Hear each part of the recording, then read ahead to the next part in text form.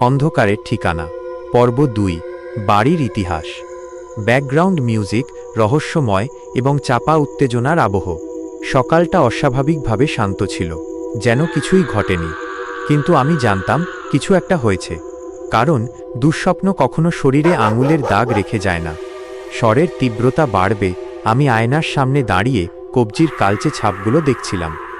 স্পষ্ট 4টে লম্বা আঙুলের দাগ আর একটা বুড়ো আঙুলের চাপ, ঠিক মানুষের হাতের মতো, কিন্তু অস্বাভাবিক লম্বা।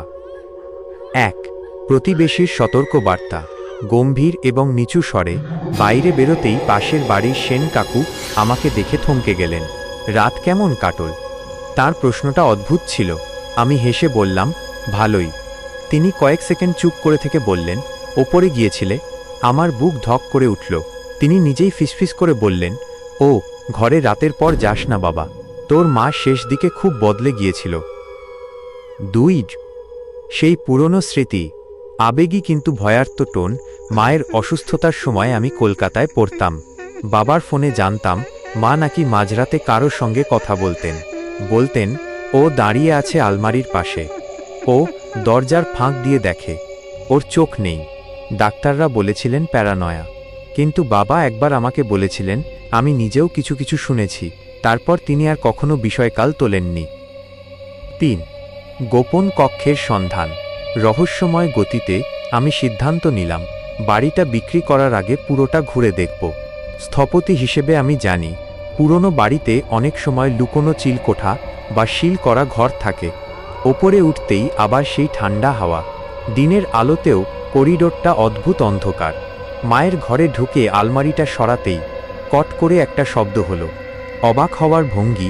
পেছনে একটা দরজা, ছোট, কাঠের। বাড়ির নকশায় তো এটা থাকার কথা না। দরজার হাতলে হাত রাখতেই শরীর কেঁপে উঠল, বরফের মতো ঠান্ডা।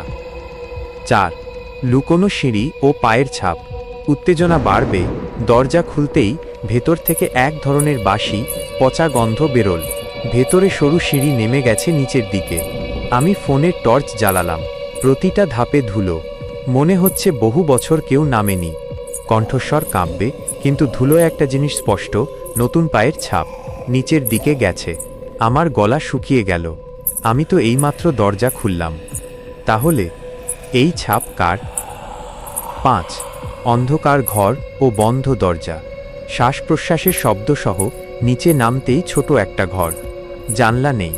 দেয়ালের এক কোণায় শুকনো রক্তের দাগ। আমি কাছে গিয়ে হাত বাড়াতেই ঠক। পেছন ফিরে দেখি সিঁড়ির দরজাটা ধীরে ধীরে বন্ধ হয়ে যাচ্ছে, নিজে থেকেই। আমি দৌড়ে উপরে উঠতে গেলাম, কিন্তু দরজাটা কেউ বাইরে থেকে চেপে ধরে আছে।